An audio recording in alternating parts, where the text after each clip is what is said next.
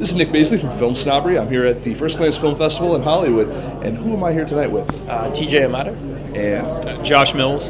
And you guys are with My Brother's Keeper, co-directors, right? Yes, sir. Where'd the project originate from? It actually originated from a short story. One night, we were sitting in the office late at night, and we got a call, which normally we don't take unsolicited material, but we just picked up the phone and started talking to this guy, and he sent us a story. We had to, Josh, you can kind of elaborate more. You were the one who picked the phone up. Yeah, it was basically this guy on the other end of the line had a really southern Georgia draw, and he was talking to us about this story, I told him to go ahead and send it over. Real nice guy, and I wound up reading it that night, and coming in the next morning, and TJ asked about it, and I was like, yeah, you should probably take a read. And long story short, it had some great undertones to it. It was really clever, and next time we talked to the gentleman about a week later, said, would you be interested in us doing a feature rendition of the short? He said, yeah, absolutely. It's funny because you think it would have been different if you didn't have the southern drawl, because that made it a little more safe. Because for me, if I called you, I'd been like, all right, guys, I got this wicked piss script for you guys. All right, you guys are gonna fucking love it. You'd be like, this guy from Boston, I don't know. He just sounds aggressive. We can't do that. Exactly, right? No, so when you got the script in front of you, you read through it, everything seemed kind of on the cool. You guys were like, we got to make this. Yeah, that was. Our next step was just locations. And how tough was it to actually get the entire production together? It wasn't too bad. The location was the easiest because it was already built into the script. It was Bainbridge, Georgia, and the town of Bainbridge hadn't changed much since 1950s. Yeah, so it was, when we got there, it was like filming on the back lot of a studio. So. That's wonderful. And where did you guys get the cast? We actually talked to a couple of the cast members earlier today, the brothers, and where did you find them at? Craigslist hookup, right? Man, you know what? I wish it was that easy. It was a fun process. It was strenuous because not only did we have to find guys that could act and hold the film, but they had to be twins, and we had to do that twice because if you watch the film, there's the rendition of them that are 8-year-olds. So we had to literally search the country to find the 8-year-olds, the 10-year-olds at the time, and we wound up pulling them out of Kentucky. We found them locally here, even though we had a national, a national search. And we'd actually, they were one of the last people that came in. I think we were closing up for the day. After like 2 weeks of just, read after read after read, and we'd had a couple of people that were in mind, and they came in out of nowhere. They're theatrically trained. They blew us away. We're like, thank you. And it was just like we knew right then and there. Really that hard to find twins? It was. You'd be surprised how many twins you get, but how many that aren't trained at all. It's almost like they're there just for. Yeah, and a lot of times you'll get one, but it was fantastic. But the other guy will have no idea what he's doing. So then you've got to battle with that. Both of these guys came in and they blew us away. Did you guys get anyone show up that was like they weren't really twins, but they were trying to pull it off? No. We had casting directors that filtered all that out. Yeah, exactly. Awesome. So. You go into production, you get everything all set. Now you're in the film festival kind of phase of this. Is this your first film festival? You've been to a couple others before this?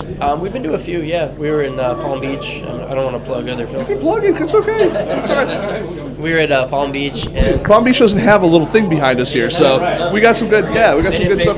No, neither did I. So don't worry about it. No, we were in the Palm Beach International Festival and the International Family Film Festival. Sedona. Yeah, International Family Film Festival. We actually took home Best Feature Drama on that, and then we got nominated for Best Feature Film at International Palm Beach, and then we were also at the Sedona Film Festival here in Arizona. I've heard a lot of great things about Sedona. It was fun, man. That was a pleasant surprise. We had no idea how well organized that the festival was going to be, and we got there and the town was freaking beautiful. The whole town shows up for the festival too. They all come out to watch all the movies. You're about to watch your movie. Let's call it what it is. Maybe that's pretty much what it was. Yeah. Well, let's bring it back to FirstGlance for a second. What enticed you to there's thousands of festivals literally out there that you could submit to for your film. What about FirstGlance made it appealing to you that you're like, yeah, we'll throw in a few bucks there and see if we can get in? Right. Well, FirstGlance, I'm not sure about. Josh has seen it before as well, but I've always kind of followed a little bit about the Hollywood film festivals, and FirstGlance is always stood out in the festivals. You got AFI and all the other ones, but we've always had FirstGlance on our radar. It seems a little more raw, a little more gritty. It's more audience oriented, because it's all about bring bring your fans, bring the audience, see who's the kind of last man standing. More of a homey feel. It's a homey feel, and it's still right here in the heart of Hollywood, but it really brings an audience aspect as opposed to just a board of directors that votes on your film behind the screen. Yeah, and I can definitely vouch for that. It's First Glance. I've been working with it for a couple of years now.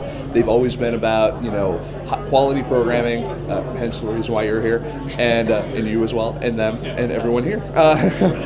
Quality programming and kind of a buy for filmmakers by filmmakers type of situation. It's really kind of cool. What do you have? Where are you guys going next after First Glance? We actually have another movie that we're developing right now. We're pretty much almost done.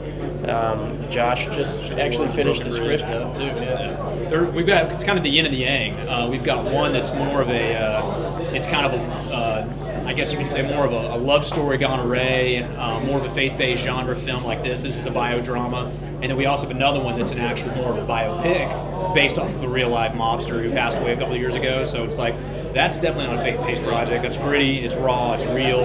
And in this project we've been working on as well, Broken Bridge is what we're going to be shooting first, and that's probably going to be in June. The documentary about the mobster is actually done, and we're just starting to push that now. Oh, fantastic. Yeah, it's called Sugar Wars, and it's about a guy named Angelo Leonardo.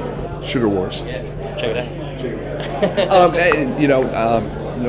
The nice progression of questions kind of almost left us like we're going to leave, but do have another quick question for you. It really does. It's kind of wrapping up towards the end, but I do have another one just came to mind. Yeah, tough. The other question I do actually have for you guys is, how did you guys start working together? Like, how did you find together? Through college or through just... I've been out here for about 7.5 years. I used to produce reality TV in New York for Telepictures and Warner Brothers, and I got transferred out here actually and wound up leaving reality TV and starting to try and feel around to get into feature film. And basically at one point we found an angel investor. He was working at Relativity Media, and I gave him a call and was like, "Man, love Relativity." Just saying. And he was there in the early days, so he was there when they were starting to rock and explode onto the scene. And, if I'm able, I told him if I was able to get a guy to come in as an angel investor for Desert Wind Films, would you jump ship to come and be our president of production? He was like, shit, that's kind of hard. He's like, but shoot, that was a tough. But he wanted. Look, you can fucking say shit, okay? You can edit that. This is raw. No, it's the net, sir. It's the net. You can be. You do whatever you want. Totally.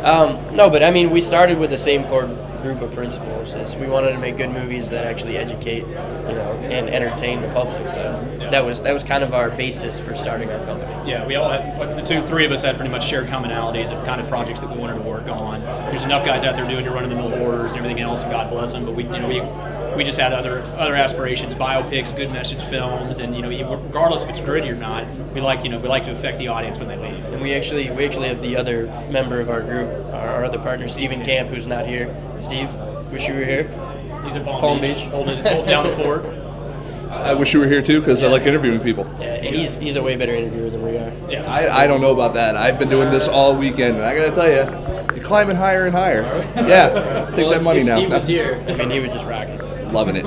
Well, and what? So between the three of you, anyway, where do you guys fill in where each other is weakest? What point do you go like, I'm not as adept at this, so the other one steps in, or basically, what is the working relationship like?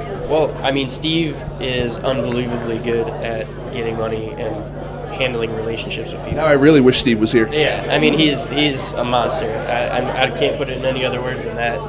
That's my weakness. Yeah, he's basically corporate development. You wind him up and you let him go, and he goes out there.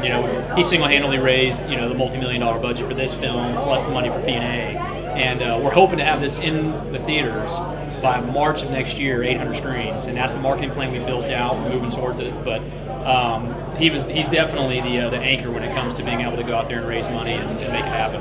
Well, I'm left being now really excited to not only see this movie, but also to see what you guys are doing in the future with Sugar Wars and www.sugarwarsthemovie, right? .com. Sugarwarsthemovie.com. And while you're at it, you can go to filmsnobbery.com, whatever. Either way. But I want to thank you guys, and I'm so happy to have you guys here. You brought your crew and everything with you. So great to have you guys here repping the film here tonight at First Glance, and we hope you enjoy the rest of your time here. Awesome. Thank you for having me. Thank you, man. Thank you. Thank you. Appreciate it.